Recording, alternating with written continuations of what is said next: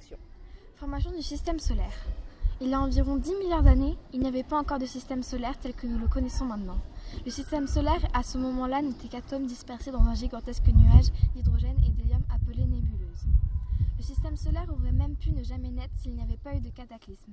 Effectivement, il y a eu une explosion d'une étoile voisine en supernova. L'onde de choc de la supernova va entraîner une variation de la densité dans le nuage et va amorcer sa contraction.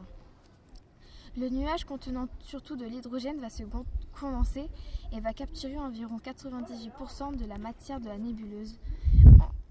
Un centre compact va se former, la protoétoile. Le Soleil. Le nuage, peu à peu, s'aplatit autour de cette protoétoile, ce qui forme le disque protoplanétaire en rotation. Le noyau de la protoétoile atteint 100 millions de degrés et forme le Soleil il y a 4,56 milliards d'années. La Terre, elle, sera formée 10 millions d'années plus tard. Le Soleil est composé de 75% d'hydrogène et de 25% d'hélium et de minéraux. Il représente 99% de la masse de notre système solaire. Autrement dit, c'est lui qui dicte la structure du système solaire par sa gravitation. L'électricité statique et la gravitation.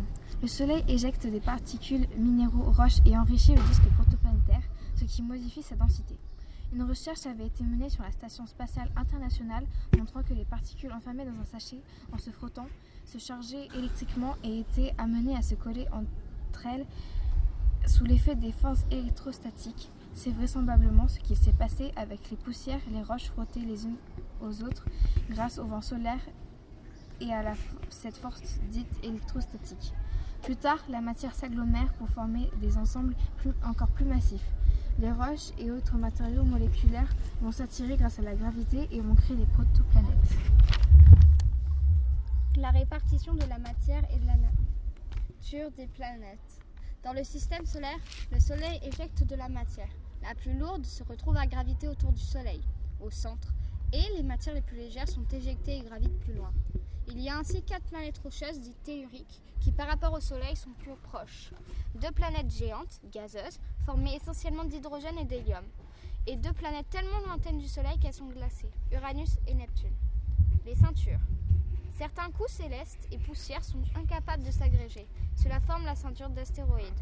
Il y a plus de 500 000 d'astéroïdes et une planète naine connue à ce jour, Cérès.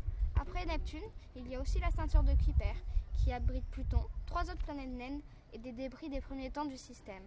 Le nuage d'or.